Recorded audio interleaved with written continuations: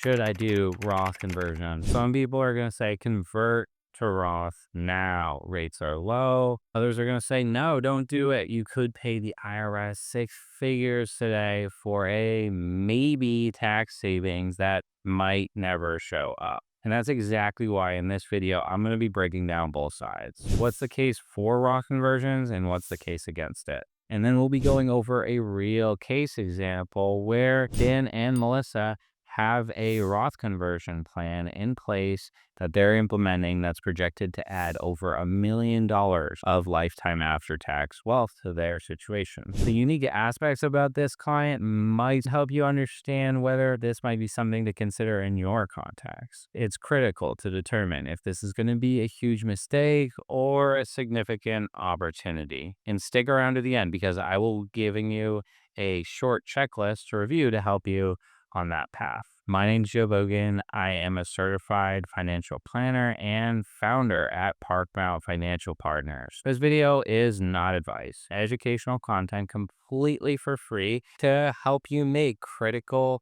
planning decisions. So with that out of the way, let's go over the case for Roth conversions first. So consider pre-tax accounts like this. It's almost like a partnership that you co-own with the IRS. Today, you know what the IRS share is going to be because that's your current tax bracket. A conversion is buying out the IRS stake at the known price today, so the future growth is all yours. First, basic logic of a conversion in 1 minute is you're moving dollars from tax deferred accounts like traditional IRAs or 401ks, and you're moving that to tax free Roth accounts. You pay the ordinary income tax now on what you convert. And in return, the qualified Roth withdrawals are completely tax-free later on down the road. And Roth IRAs have no required distributions down the road. So the math works best here when the tax you pay today is lower than your expected tax in the future, whether that's when you have to take your RMDs or a survivor has to take money out of the account. In short, you're controlling the timing of when the tax occurs. The second point is the tax rate context. We know what tax brackets are today. We can deliberately fill the 12% or the 22% or the 24% tax bands with a conversion. After this year, tax laws can change. Paying a known rate today can make sense if you're uncertain. And if you look at history of tax rates, today's middle income tax rates are still relatively low compared to history. And with high deficits and spending in the government, it's reasonable to plan for the possibility that rates could rise in the future, even if no one has a crystal ball. The third point in favor of Roth conversions is RMD avoidance or required minimum distribution avoidance or bracket creep. Traditional IRAs or 401ks force taxable required distributions starting at 73 for those taking them this year or up to 75. And those are forced withdrawals that can nudge you into higher tax brackets and even trigger surcharges on your Medicare. These are known as IRMA surcharges. Conversions shrink future RMDs, which helps you smooth your tax bill over time. As a simple rule of thumb, I like to think that many couples that have over 2.5 million in pre-tax accounts or single retirees that have over $1.5 million in pre-tax accounts are the ones that are likely going to see a jump in their tax brackets later on down the road. But every case is different, so modeling matters. The fourth point in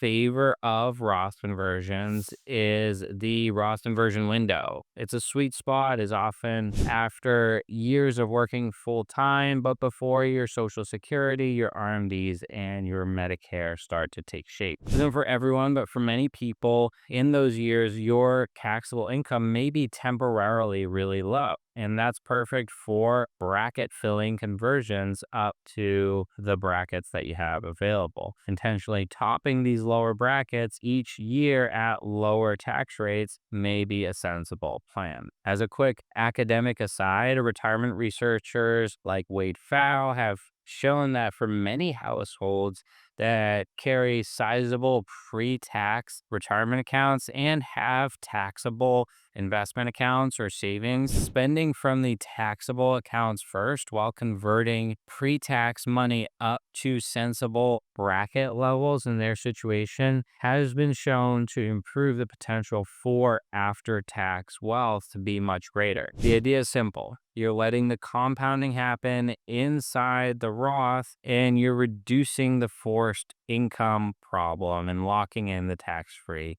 nature of that Roth. The fifth point in favor of Roth is early retirement access. Roth conversion ladders are a real thing. Conversions themselves aren't penalized, but each chunk has a 5-year clock before you can tap into the principal of that conversion, which is completely penalty free, even if it's before you're 59 and a half. If you plan ahead, you can create a Roth ladder, converting portions of your retirement account earlier in your 50s so you can fund early retirement without the 10% penalty on those conversion principles before you're 59 and a half. The sixth point in favor of Roth conversions is estate planning. Most non-spouse heirs must empty inherited IRAs within 10 years. If they're inheriting a pre-tax account, that could be a significant tax liability. Leaving behind a Roth gives them flexibility and doesn't add to their tax brackets at all. This is especially important if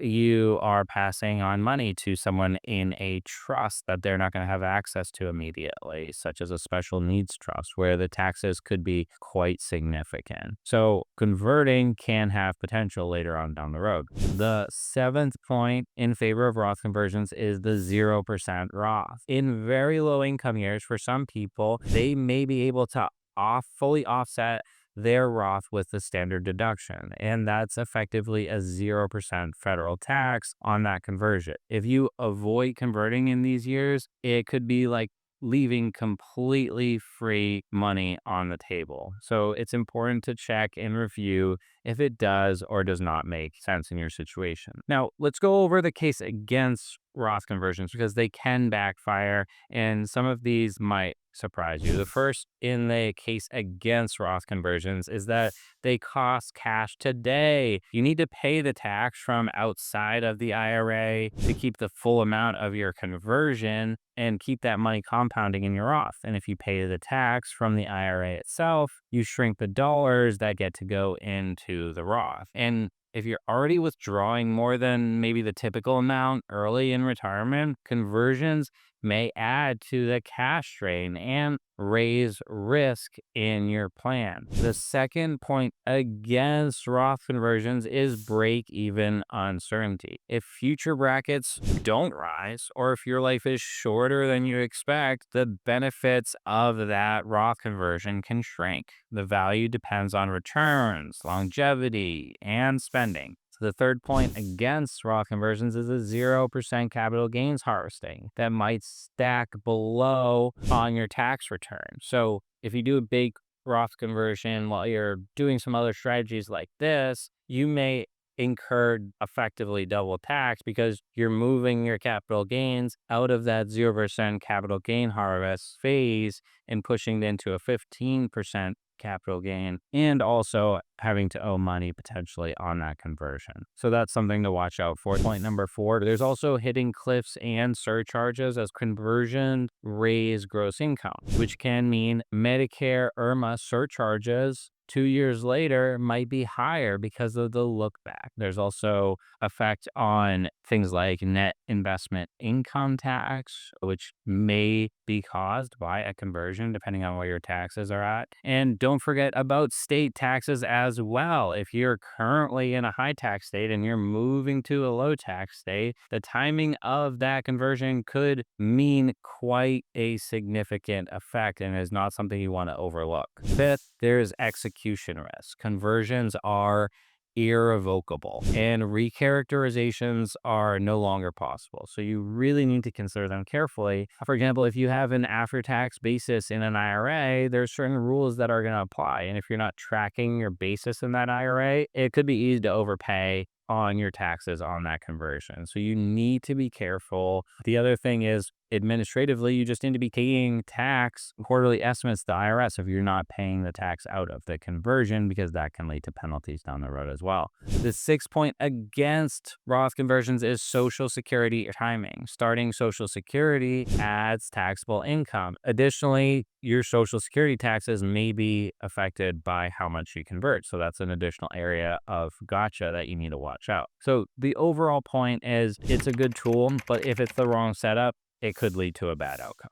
Now, let's take a look at our case study with Dan. He's still working, he loves programming, and is probably going to work another 5 to 7 years. Melissa is 73, so she's quite a bit older and she has a disability, and her RMDs are just starting this year. They're strong savers with about $3.4 million across all of their investment accounts. But our initial analysis showed that there were a couple of key areas that needed focus. First, their taxable money sat in mutual funds, and that was kicking out capital gains every year, affecting their taxes. And they'd never really done a tax location review.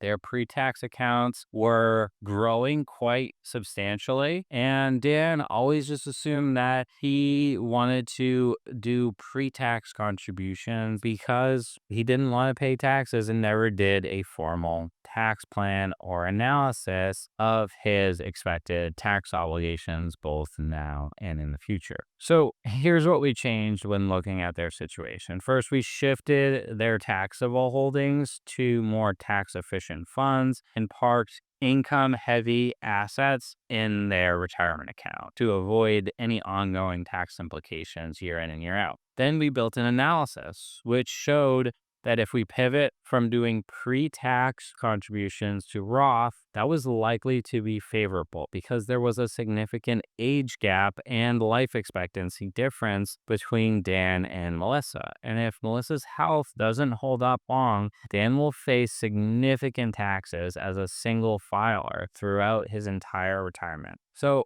Dan and Melissa were clearly overfunded for their retirement needs, and we had to help them create a plan to navigate the harsh aspects of this financial outlook, which is primarily the efficiency that they were facing in their tax planning. This took the form of a multi-year Roth conversion plan. We targeted conversions and modeled 2 scenarios at 22 and 24% at today's bracket. Then we determined that we could prioritize Melissa's account on these conversion plans because she is currently facing RMDs, and we could get ahead of those in these current years while being able to convert most of the money to Roth. So we really showed them a few different paths. We showed them what it was like to do nothing versus possibly converting up to the 24% tax bracket, which was over a $200,000 conversion. We looked at lifetime taxes, Medicare premiums, all of these different situations. So step 1 was just basically looking at the base case scenario.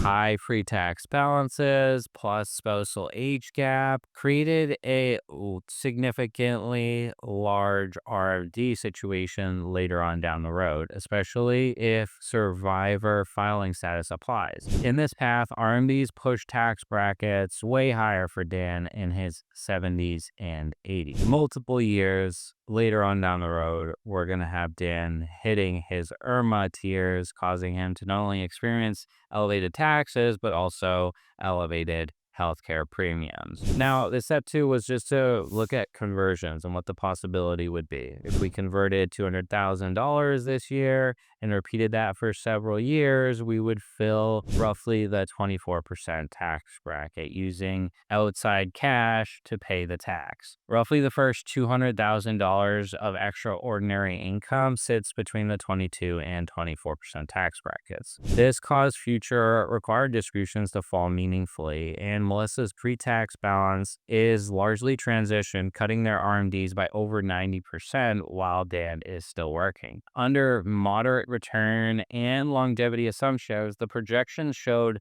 about $1 million of higher after-tax wealth over their lifetime. Now, we are going to be accepting a couple of near-term IRMA tiers now, which is fine since Dan expects to keep working for another 5 years or so. And in exchange for much lower income that we have to report on our taxes later on down the road, when that will be more of a consideration. Now, we wanted to compare the impact. What matters most here are one, the risk of survivor brackets affecting Dan, and two, the return path. Dan preferred higher equity, which tends to make conversions potentially more valuable because he will be able to grow the money in that Roth for longer and potentially have higher returns. Now, there were some mitigating factors. First, taxes may go lower for retirees later. We don't know what they are going to be. They're currently pretty low, but they could go even lower. And secondly, we had to reconcile the reality of Dan's state taxes. He is currently in a high tax state and he wants to move to a different state, maybe a state with no income tax later on down the road when he steps back from work. If so,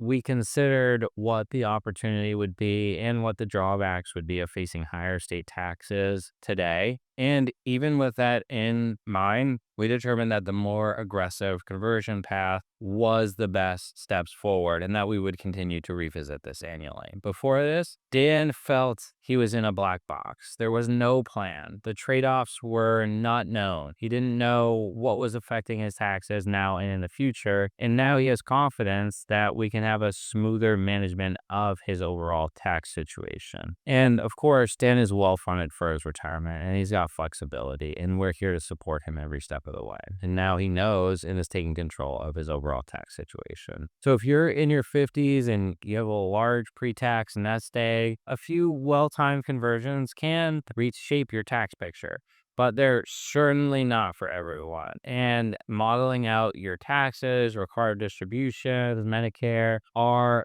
unique to you. So don't copy a rule of thumb. If you want some personalized feedback on your situation, use the link in the description below. All you have to do is answer 10 quick questions and we will get back to you, sending you a 5-minute free, completely confidential mini Loom video breaking down some of your numbers, giving you some feedback, and pointing out if there's any key areas that we think you should consider. Thanks for your time, and until next one.